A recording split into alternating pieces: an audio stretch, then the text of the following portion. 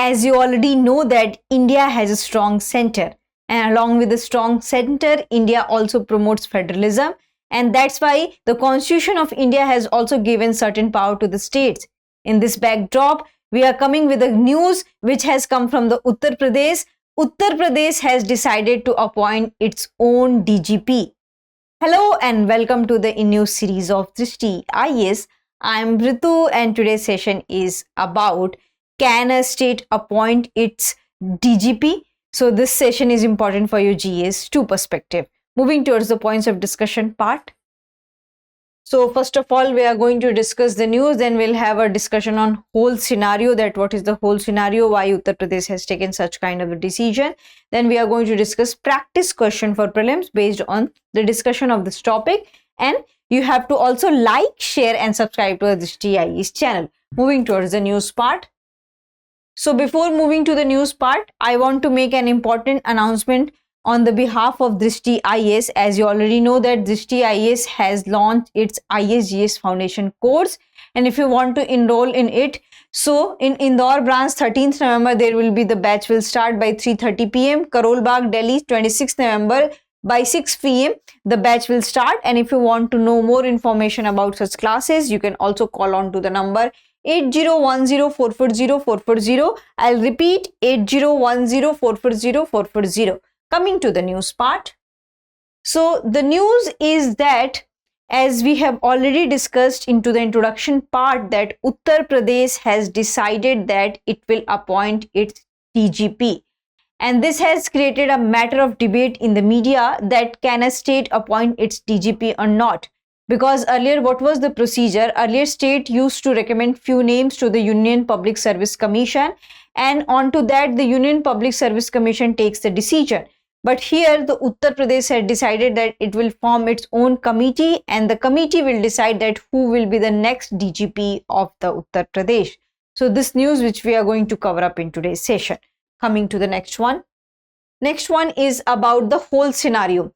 So we already had discussed that what was the earlier procedure and what is the whole scenario. So the whole scenario is that Director General of Police Uttar Pradesh Selection and Appointment Rules 2024 was cleared by the state cabinet on the Monday evening, and they had decided that they will follow the adherence and rules given by the Supreme Court, and they had given the reference of the Supreme Court ruling, and it said that they had cited Supreme Court order dated 22 September 2006, and that says that the state can, and the state has this expression, and it is expected from the state that they can appoint its, they had not clearly said, the Supreme Court had not clearly said that the state can appoint its DGP or not, but it has said that it has been expected from the state that it can form its new rule related to the police and new laws related to the police reforms, and that laws and that rules should have the transparency, and that can promote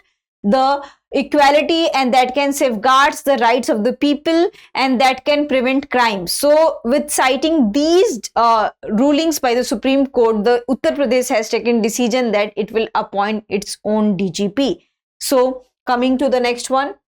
Next one is about the, what you can say, the there will be a committee. So how we can appoint a DGP of a state? So Uttar Pradesh has decided that there will be a committee, and who are the members of that committee? So we can see that the DGP, Director General of Police, headed by the retired judge of the High Court, and will also include the Chief Secretary of the state, a nominee of the UPSC, and chairperson or nominee of the Uttar Pradesh Public Service Commission, and additional Chief Secretary, Principal Secretary, Home Department, as well as retired DGP as its member. So these are the members who will be part of the committee, and what the members indicates that the state government has also taken the nominee of the central government. It means that they are also including the say of the central government into this.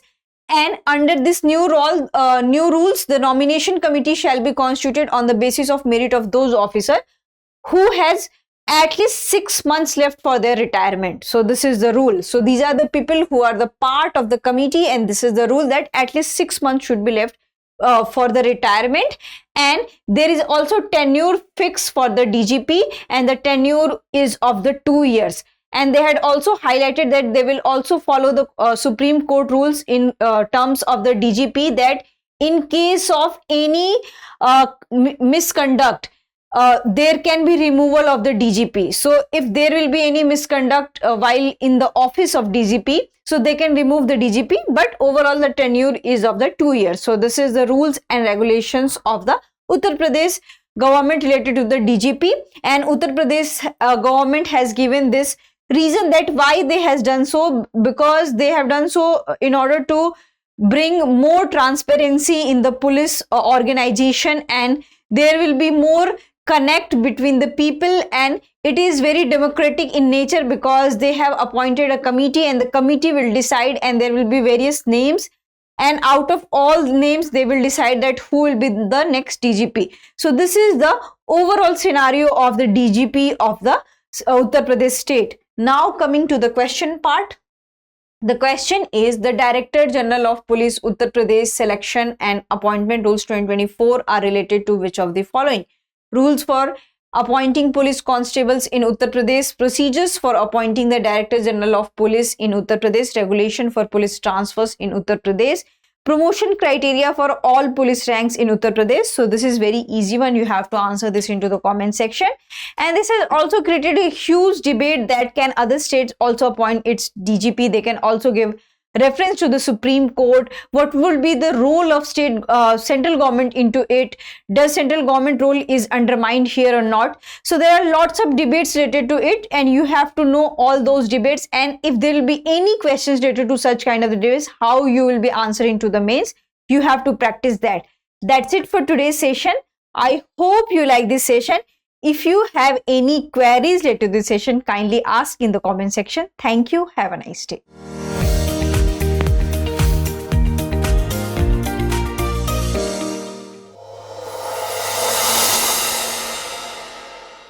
For more informative content, like, share and subscribe, and do not forget to press the bell icon to get the notifications.